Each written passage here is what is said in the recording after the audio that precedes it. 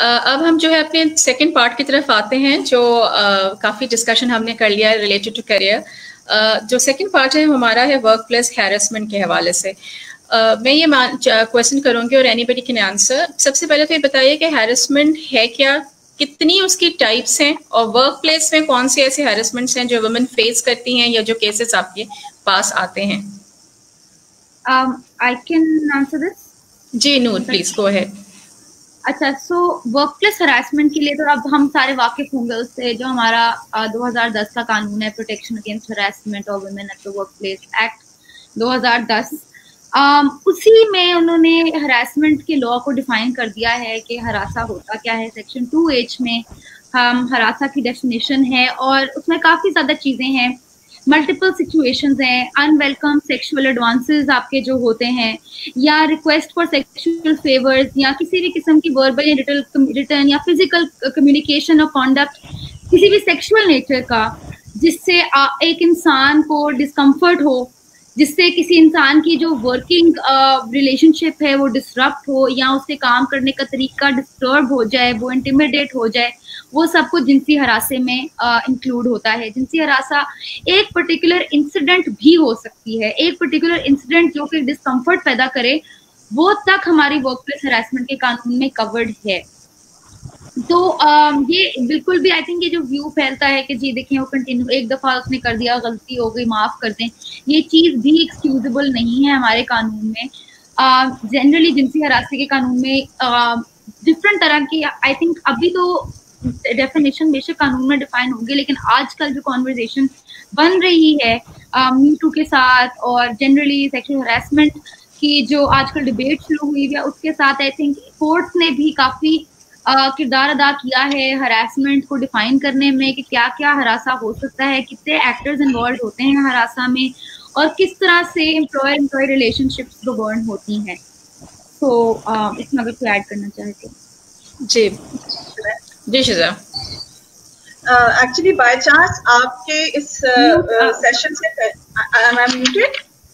No no no, we can hear you. So before मैं इस session को हम लोग इस बिल्कुल सेशन से पहले me and my team at my chambers, हम लोग along with some activists who are also working in the औरत मार्च का जो सारा एक वो सिस्टम है, we were already working और we were researching on this harassment laws plus इसकी जो implication है। बेसिकली जो हमारा 2010 का एक्ट है which was amended in 2012 और वो पहले it was फेडरली ओनली उसका वो एम्बिट था, फिर उन्होंने पंजाब में सारा कर दिया। इसका everything is been laid down very well, इसमें कोई शक नहीं है कि एक्ट के अंदर everything is been laid down, but there is no procedure implication जिसकी वजह से जो एक आपका फॉर्मल तरीका है हरासमेंट को कंप्लेन करने का, वुमेन उस तरफ नहीं आती। आप उसमें आपने दे तो दिया, ये हमारे ज्यादातर लॉस के साथ प्रॉब्लम है। Everything is been laid down but it is not executed as it should be. तो उस पे we are in the mid of that research. हम लोग उसके लॉज को और उसकी हम लोग कोशिश कर रहे हैं कि किसी तरह उसको हम ऊपर पुश करें। In the ministry of law, may be the ministry of education, in the case आपके सामने टॉक अबाउट LGS 1A1 और टॉक अबाउट द यूनिवर्सिटी के अंदर जितना भी सारा कुछ सिनेरियो हरासमेंट का, तो हम लोग चाह रहे हैं कि हम लोग किसी तरह से उसका प्रोसीजर अमेंड करा दें। बाकी ये है कि इसके अंदर आप दो रेमेडीज हैं। देखिए, फॉर्मल एंड फॉर्मल तरीके हैं और फिर रेमेडीज भी इसके अंदर दो हैं कि आप या तो क्रिमिनल रेमेडी ले लें या आप एक सिविल रेमेडी जो कि हरासमेंट का केस है। But again the problem presenters, मैंने जितने भी सीनियर लॉयर से रिसर्च किया या पता किया, दीज हरासमेंट रेट्स या ये केसेस ये इतने seriously they are not taken up so seriously because first of all women they don't come towards the I guess I hear a little bit interruption in the sound. I hope you can hear me properly. बिल्कुल आपकी आवाज सही आ रही है। हाँ, so actually इसमें फिर what I was talking about was कि इनफॉर्मल कंप्लेंट्स का ये तरीका जो है कि आप अपने इमीडिएट सीनियर को आप लोग सबसे पहले इस बारे में बताएं कि इस तरह आपके साथ कुछ हुआ है, और लेकिन उसमें फिर ये होता है कि seniors are the most power dynamics involved है, दे आर मेन, तो वो आपस में मैन टू मैन डील करके हंसा के उसको फारिग कर देते हैं कि जी आप जाएं, अब कुछ नहीं होगा, इसको ना करें। एंड देन फिर ये होता है कि they are the women who report these cases, they are targeted as gossip का जरिया बन जाती हैं, then they are labelled as trouble makers, और फिर इवेंचुअली या तो फौरन या इवेंचुअली उनको जॉब से निकाल दिया जाता है. They don't keep the troublemakers inside. So this is how this works. अच्छा, एक चीज और मैं पूछना चाहूंगी, और वो ये है कि हम जब वर्क प्लेस हैरेसमेंट की बात करते हैं तो it's not just the sexual harassment that we are talking about. I think उसमें और भी चीजें आ जाती हैं जिसमें बुलिंग आ जाता है, या इंडिस्क्रिमिनेशन प्रमोशन से रिलेटेड, या फिर रिलीजन की बेस पे या जेंडर की बेस पे जो है बुलिंग आ जाती है. तो वो भी सब I think it's a part of the harassment. जी Noor. Yes that is. And sorry Noor, आप बोल रही थी. हाँ, बस सॉरी, बात ऐड कर दूं कि यू आर एब्सोल्युटली राइट कि हैरेसमेंट नहीं सिर्फ सेक्सुअल नेचर की होती, किसी भी तरह से. तो अनफॉर्चुनेटली जिस तरह से हमारा कानून बनाया गया है, डेफिनेशन दी गई हैं, तो वो बड़ा एक स्ट्रिक्ट नजर से उसको देखा जाता है. हम ये भी समझ सकते हैं कि हमारी अदालतों में, मैं ये कह रही हूँ कि अब मर्द बिल्कुल लाइक जुडिशरी एक्ट कर रही है, लेकिन हमारी अदालतों में ज्यादा मर्द बैठे हुए हैं, तो वो एक मर्द की नजर से ही देखते हैं हरासे के कानून को. वो एक विमेन का लेंस है, जो एक औरत का लेंस है हरासे को महसूस करते हुए, वो नहीं देखते. मैं आपको बता नहीं सकती, मैं मैडम के साथ भी और अभी भी करंटली काफी हरासे के केसेस कर रही हूँ supreme court, high court levels पे, और तरमीम की तरफ भी काम कर रही हूँ. बट मैं आपको ये आराम से बता सकती हूँ कि अदालतों को समझाना कि एक एक्ट भी किसी को इंटिमिडेट कर सकता है और वो हरासमेंट हो सकती है, हमारे लिए एक बहुत बड़ा चैलेंज रहा है. ये समझाना कि हरासा क्या है, कितनी खवातीन को इम्पैक्ट कर सकता है, और किस तरह से आप एक अगर पावरफुल प्रिविलेज औरत भी हो तब भी आप हरासा महसूस कर सकते हो, ये एक चीज समझाना अदालतों को बहुत मुश्किल काम रहा है मेरी नजर में. एक सेंसिटाइजेशन लैकिंग है, जिसकी वजह से ये कानून जैसे भी बना हुआ है उसकी इंटरप्रिटेशन हमारे लिए बहुत प्रॉब्लमैटिक साबित हो रही है आजकल के केसेस में. इसको समझना, इसको अप्लाई करने का सबसे बड़ा मसला, जैसे शिजा ने बात की, यही है कि अंडरस्टैंड, जो जिनको करना है ये काम इम्प्लीमेंट करना, वो समझने को तैयार ही नहीं है कि उसकी इम्प्लीकेशंस क्या है. एक औरत क्या महसूस कर सकती है या क्या करती है जब वो हरासे का शिकार बनती है. तो ये काफी बड़ा इम्प्लीकेशन है. फातिमा, सॉरी, आप पहुंची. Thank you so much, Noor. वैसे I completely second with what Shiza and Noor have told, had mentioned about this Act, Protection of Women Against Harassment at Workplace Act of 2010. अच्छा, इसके implementation के issues तो अपनी जगह हैं, but because I think I just wanted to add another aspect of the story regarding the in-house part as well, या corporate में कैसे उसको डील किया जा रहा होता है. आप लोगों ने जितनी बातें की हैं, absolutely perfect that you've said. Again कुछ बेहतरी नजर आती है कहीं कहीं पे अगर आप कॉर्पोरेट में चले जाते हैं, क्योंकि एक इंक्वायरी का सिस्टम एटलीस्ट कुछ ना कुछ दिया हुआ है. सो जनरली इन हाउस में क्या होता है कि आपके कोड ऑफ कॉन्डक्ट्स बने हुए होते हैं, आपकी एथिक्स कमिटीज होती हैं, आपकी इंक्वायरी कमिटीज होती हैं, वहाँ पे कॉन्फिडेंशियलिटी का ख्याल भी रखा जाता है, वहाँ पे ये भी ख्याल रखा जा रहा होता है, बल्कि कोशिश की जा रही होती है कि इसका बिल्कुल भी रीच किसी किस्म की ना हो, कि जो भी कंप्लेनेंट है या जो भी जिसने भी फ्लैग किया है इस मैटर को, उसकी तो कभी भी आइडेंटिटी रिवील ही ना हो, because it is so sensitive. Litigation में ये बहुत अनफॉर्चुनेट है कंप्लेनर्स के साथ कि वो उनकी आइडेंटिटी को कभी भी कंसील किया जा नहीं रहा होता. हम जुवेनाइल्स की तरफ चले जाते हैं तो उनके भी अभी कुछ अरसा पहले तक ही सिर्फ फाइनली हमने अखबारों में या फिर टीवी पे देखना शुरू किया कि जब भी बच्चों की खबरें आती हैं तो उनके टीवी पे उनके चेहरे ब्लर किए जाते हैं या उनके नाम नहीं दिए जाते हैं. लेकिन हमने बहुत देखा है ना आइडेंटिटी की revelation which is causing a lot of trouble बच्चों के लिए. फॉर एग्जाम्पल जैसे स्पेशल लॉज हैं, तो अभी this is one of the special laws as well. जब फॉर एग्जाम्पल हम प्रोबेशन के ऊपर एक दफा काम कर रहे थे, तो we had to tell the जजेस दैट प्रोबेशन क्या है. मतलब जजेस को भी सेंसिटाइज करने की जरूरत थी, because they a lot of times even you have to teach the judge as well, bring the law to them and tell them कि यहाँ पे ये लिखा है. So जिस तरह हम लोग एक से दूसरे मैटर पे कम्प्लीटली डिवल्ज कर रहे होते हैं, एटलीस्ट हमारी लोअर जुडिशरी में भी कुछ सिमिलर केसेस सामने आ भी रहे होते हैं. Aahista Aahista things become better anyway. But yes, as far as this harassment is concerned, one needs to be very candid on this. It is not white, it is not black. It can be grey any given day. So once it is grey, it has to be made understood to the other side rather the other side can understand it. Absolutely right, बिल्कुल सही।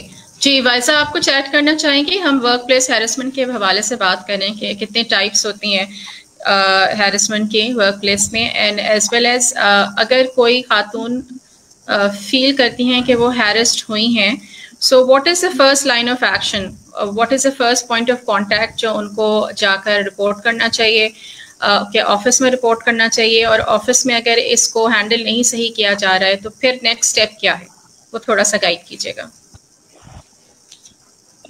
Thank you very much Shweta, sorry मैं अर्ज करूँगी तमाम panelist से एक तो और सो फार एज प्रोसीजर और go to person is concern, उस पर तो एक्ट मुझे लगता है कि जुरिस्डिक्शन अप्रोप्रिएट फॉरम्स की बताता है।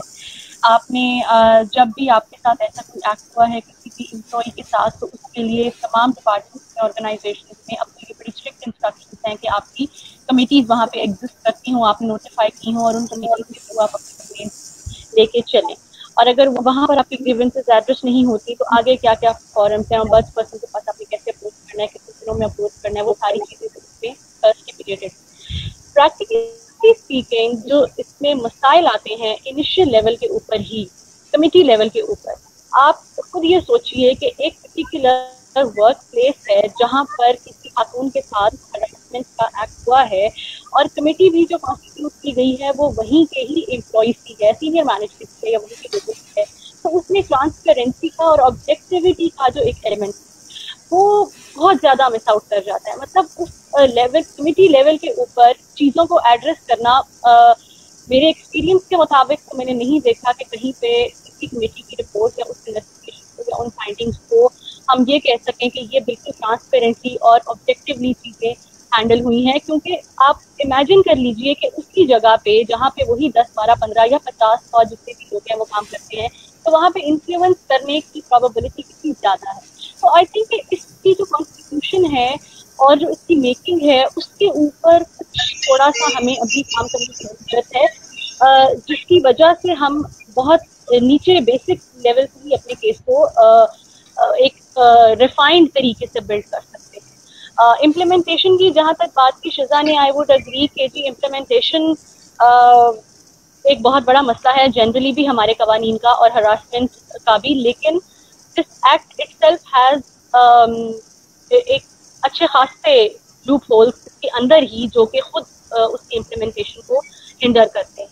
बट कोई भी ऑर्डिनरी पर्सन जो अप्रोच करना चाह सकती हैं, जिनके साथ ये मसला हुआ है, the very first place to go is committee of the department concern, और वहाँ से फिर आगे जिस तरह से प्रोसीडिंग्स चलती हैं, then we have ombudsperson and even high court level के ऊपर भी इस तरह के केसेस डिसाइड हुए हैं। और अब तो we have very good judgments of the high court as well, जिसमें कुछ कमियां जो लेजिस्लेशन में रह गई थी, I would specifically want to mention कि वो लाहौर हाई कोर्ट ने एड्रेस करके उसमें डाली है। फॉर एग्जांपल, एक्ट के मुताबिक अगर कोई एजुकेशनल इंस्टीट्यूशन है, कोई स्टूडेंट है वहाँ पे, अब स्टूडेंट वहाँ की एम्प्लॉय नहीं है, लेकिन अगर टीचर कोई स्टूडेंट के साथ हरासमेंट करता है या वहाँ पे एक स्टूडेंट के साथ हरासमेंट होती है, वाइजा आपकी आवाज हम तक नहीं पहुंच पा रही है।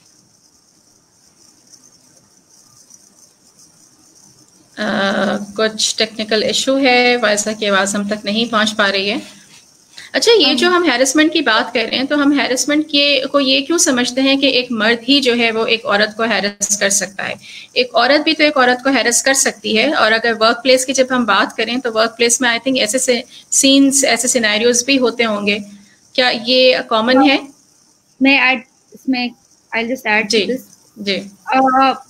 पहली बात तो आई थिंक एक्ट कवर करता है, कंप्लेनेंट की डेफिनेशन अगर हम देखें तो उसमें मर्द और औरत दोनों हैं इंक्लूडेड।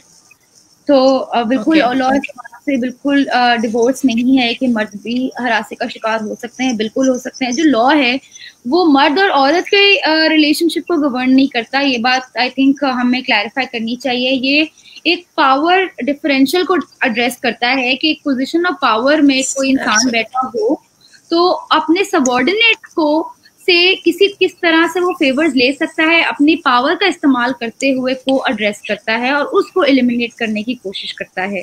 कि फॉर एग्जांपल कि मैं आपको नौकरी दूंगा ही तब अगर आप मेरे लिए ये करेंगी या करेंगे। That is a power differential. ठीक है, कि आप अपनी पावर का इस्तेमाल करके किसी को समझा रहे हैं कि मैं आपका अपनी पावर का इस्तेमाल करते हुए आपसे सेक्सुअल फेवर डिमांड कर रहा हूँ, वो चीज कानून एड्रेस करता है। हम वाइजा की बात को ऐड करते हुए आई थिंक मैं in relation to the harassment act, I think जो प्रोसीजर है बिल्कुल सही बात है कि बिल्कुल डिफाइंड है। मैं इसमें बस थोड़ी सी एडिशन और करना चाहूंगी कि जब आप जैसे वाइजा ने ऑलरेडी बात कर दी है कि इंक्वायरी कमेटी हर इदारे में होना जरूरी है, लेकिन ये बात भी मैं करूंगी कि कभी कभी हमें ये एहसास होता है, और वाइजा ने भी कहा था कि कभी कभी हमें एहसास होता है कि इंक्वायरी कमेटी इम्पार्शियल नहीं होती। आप उसी इदारे में बैठे हुए कंप्लेनेंट शायद नहीं कर पाता अपनी फीलिंग, अपने हरासमेंट का इजहार, या जो उनके डर है, खौफ, खदशों का वो एक्सप्रेस नहीं कर पाते। तो इसीलिए कानून ने ऑम्बर्ड पर्सन जो है हमारा प्रोविंशियल, उसको कंकरेंट ज्यूरिसडिक्शन दी है कि अगर आपको नहीं लगता कि आपकी इंक्वायरी कमेटी आपके साथ फेयर सलूक करेगी तो आप सीधा ऑम्बर्ड पर्सन के पास भी आ सकते हैं। तो आप प्रोविंशियल ऑम्बर्ड पर्सन को भी डायरेक्टली लिख सकते हैं कि भाई मेरे साथ हरासा इस इदारे ने किया है और इसकी बुनियाद के खिलाफ एक्शन लिया जाए। दोनों इदारों का, दोनों कमिटीज का अपना प्रोसेस होता है। फॉर्मल रिटन रिसीट भेजी जाती है अक्यूज्ड, और अक्यूज्ड के पास 5 से 7 दिन होते हैं रिस्पांस देने के। उसके बाद एविडेंस कलेक्ट होता है, और एविडेंस का पूरा तरीका जो सेक्सुअल हरासमेंट के रूल्स हैं उसमें दिया गया है कि आपने क्या क्या देना है, क्या क्या कंप्लेंट में आपने देना है, किस तरह का एविडेंस देना है, कौन अगर विटनेसेस हैं तो वो कौन होने चाहिए, अगर नहीं है तब भी ठीक है, क्या प्रूफ है तब भी ठीक है, अगर नहीं है तो आई थिंक उस तरह से प्रोसेसेस इन प्लेस हैं। एंड विद इन 30 डेज फैसला कर दिया जाता है। इंक्वायरी कमेटी या जो ऑम्बर्ड पर्सन है वो फैसला कर देते हैं। उसके बाद अपील जाती है गवर्नर को, और गवर्नर ने 90 दिनों में फैसला करना होता है हरासे की एक कंप्लेंट का। तो यूजुअली ये प्रोसेस होता है। लेकिन एक बात मैं करूंगी कि क्लैरिटी जहाँ पे इस कानून में जरूरत है वो है डेफिनेशंस में। ठीक है, डेफिनेशंस में इसलिए क्योंकि इस्लामाबाद हाई कोर्ट और लाहौर हाई कोर्ट की, वाइजा ने तो अच्छी जजमेंट की बात कर दी, लेकिन कई ऐसी जजमेंट भी हैं जो कि इस कानून को बहुत रिस्ट्रिक्ट कर रही हैं। तो लाहौर हाई कोर्ट की जजमेंट ने तो ये भी बोल दिया कि देखें, अगर आपके पास कॉन्ट्रैक्ट नहीं है, ठीक है, लिखे हुए कॉन्ट्रैक्ट में अगर आपके पास एम्प्लॉयमेंट नहीं है एक औरत की, तो वो हरासे के कानून से बेनिफिट नहीं कर सकती। ये एक मसला है, क्योंकि हम समझते हैं कि 60% तो खवातीन पाकिस्तान की कॉन्ट्रैक्ट के बगैर काम करती हैं। हम वकला खुद कॉन्ट्रैक्ट के बगैर काम करती हैं। इसका क्या मतलब है कि हम हरासा अगर हमारे साथ होगा तो हम कानून में कहीं नहीं जा सकते, क्योंकि हमारे पास कॉन्ट्रैक्ट नहीं था, एक लिखा हुआ छपा हुआ कि जी ये हमारे इदारे की एम्प्लॉई हैं। और क्या उन domestic workers, home based workers का पास चुनने वाली खवातीन के पास कोई रिड्रेस नहीं रहता। इसीलिए मैं बात कर रही हूँ आपसे कि मर्द जिस नजर से देखते हैं वो एक बड़ी स्ट्रिक्ट लीगल लेंस से देखते हैं, हम जिस तरह से देखते हैं वो बड़ा फर्क है। इसीलिए इस कानून में डेफिनेशंस के बड़े मसाइल हैं, जिसकी वजह से औरतें आज अपनी कंप्लेंट्स नहीं ला पा रही और स्टैंडर्ड ज्यादा स्ट्रिक्ट होता चला जा रहा है। ये कैसे ठीक होगा? ये रिफॉर्म्स कैसे आएंगे? अमीन के through. I would like to add, अभी हम जजमेंट्स की बात कर रहे हैं, so I would like to quote a very fresh judgment. So 2-3 जजेस की हैं हमारे हाई कोर्ट की, और वो बड़ी कॉन्ट्रडिक्टिंग है। The first one is about the Lahore University case जो जस्टिस जवादुल हसन ने अभी डिसाइड किया। उसमें उन्होंने इसका जो स्कोप है वो काफी वाइडन किया। उन्होंने ना सिर्फ ये हरासमेंट जो सेक्सुअल हरासमेंट आती है, उन्होंने sex based harassment but we also called discrimination on the basis of gender, उन्होंने उसको भी कवर किया। आर्टिकल 24 ऑफ द कॉन्स्टिट्यूशन के that women and men are equal, उन्होंने उसके एम्बिट को काफी ब्रॉडन कर दिया। Whereas if we see the Misha Shafi case जो कि Honorable Justice शाहिद करीम ने डिसाइड किया, उसमें उन्होंने ये बोला कि Misha Shafi does not comes in the ambit of, मैं layman terms में समझा रही हूँ because everybody does not understand in our terminology, कि Misha Shafi does not come in the ambit of an employee, and where the harassment occurred it does not come in the ambit of a workplace. So ये act उनको apply ही नहीं करता। So what Noor said, I would completely agree to that. कि this is what we are doing. This is what we are basically conducting. कि the loopholes in this act plus the loopholes in the procedural substantial law and the procedural law both, we are trying to pinpoint them out and we want them to be amended. और फिर then I would also like to talk about a judgment from Islamabad High Court, Justice Ata Minuna. उन्होंने case में decide किया था, उसके अंदर उन्होंने clearly ये बोला कि harassment has to be sexual. He totally disregarded the idea of this discrimination based harassment, जिसको हम sex based harassment भी कहते हैं. तो now you can see कि ये मैं सीनियर जुडिशरी की बात कर रही हूँ कि उसके अंदर ही कितनी कंफ्यूजन है. Now being parallel, अगर आप बात करें वो जो ombudsperson का जो प्रोसीजर है उसके अंदर बेशक लॉ वेग है, उसके अंदर it always works on the discretion of the ombudsperson itself. आप वहां पे वो ऑन ओथ एविडेंसेस भी लेते हैं, सब लेते हैं, और वो बड़ी जल्दी डिसाइड भी कर देते हैं, और एक विटनेस के ऊपर भी वो चीजें डिसाइड हो जाती हैं.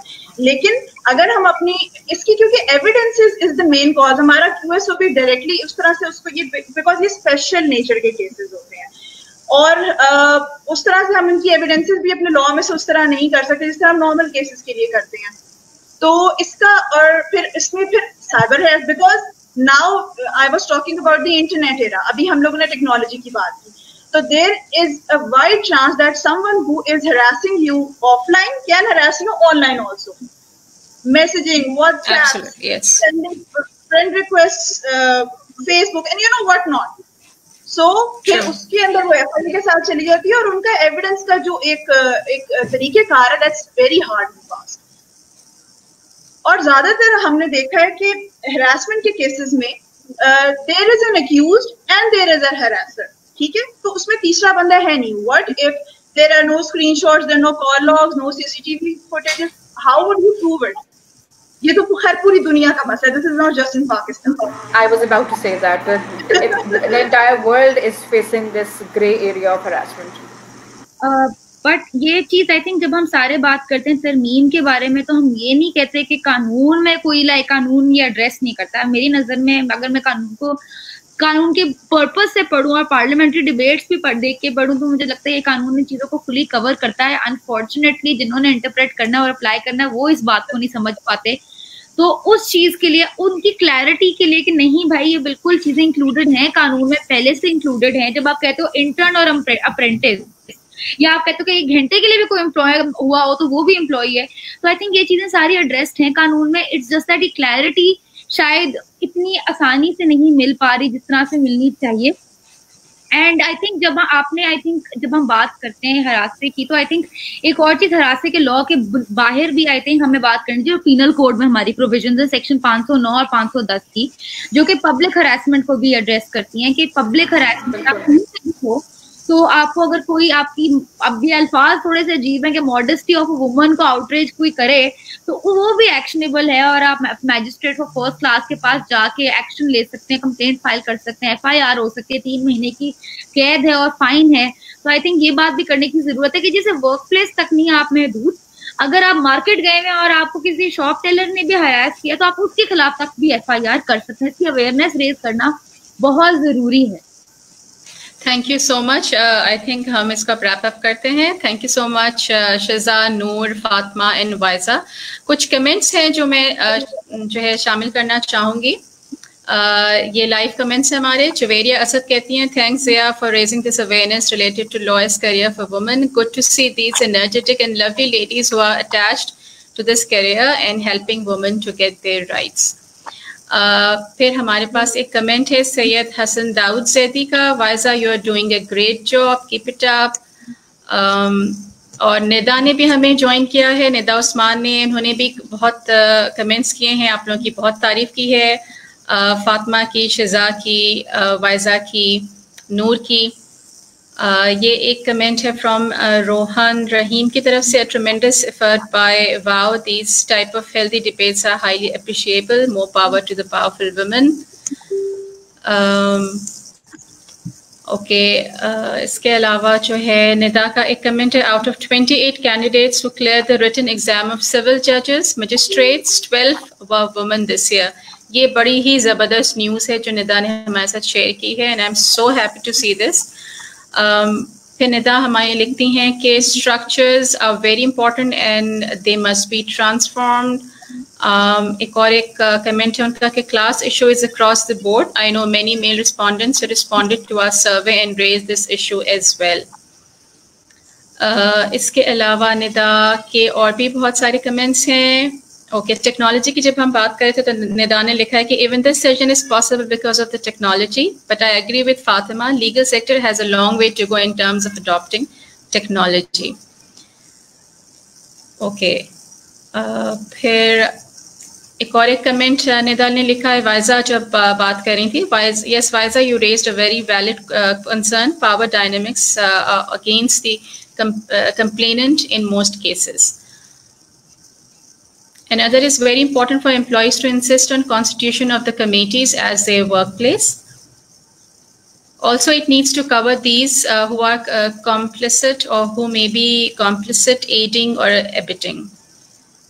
अच्छा, इसमें एक चीज़ इम्पोर्टेंट बहुत है यहाँ पे एज वी स्पीक बताना कि जो आपका कानून है 2010 का, वो ये कहता है कि आपने अपने वर्क प्लेस के ऊपर एक जहाँ आप इंक्वायरी कमेटी बनाएंगे वहीं पे इस कानून का एज एन इंफॉर्मेशन डिसमिनेट होना भी बहुत ज़रूरी है कि आपके एम्प्लॉइज को पता हो कि आपका जो रेगुलेटर है वो ये कानून है. और आपकी देखिए, जब भी आप वर्क प्लेस पे इंक्वायरी कमेटीज बनाते हैं तो अगर ऐसे कवानीन मौजूद हैं जिनके अंदर स्ट्रक्चर दिया गया है इंक्वायरी कमेटीज का, तो आप उसको फॉलो करते हैं, बिकॉज वही बात है, लॉ शैल प्रिवेल. तो यहाँ पे भी इट्स वेरी इंपॉर्टेंट कि every work place while constituting a committee in this regard should make sure that this is disseminated to all the employees. बिल्कुल सही आप कह रही हैं, एब्सोल्युटली आई एग्री. जब first day ji Sheeza, sorry I interrupted you. हमारे government में अभी I am just talking on the facts and figures of my research.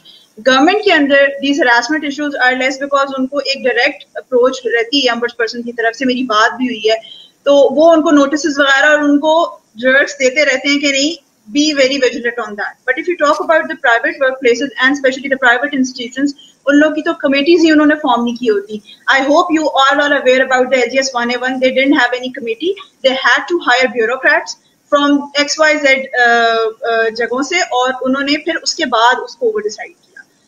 और एक बड़ा वेग सा कोड ऑफ कंडक्ट होता है सबका, जो कि सबको एक्सेसिबल भी नहीं होता. कोई ज्यादातर प्राइवेट जो वर्क प्लेसेस हैं वो हरासमेंट को डायरेक्टली एड्रेस ही नहीं करती है.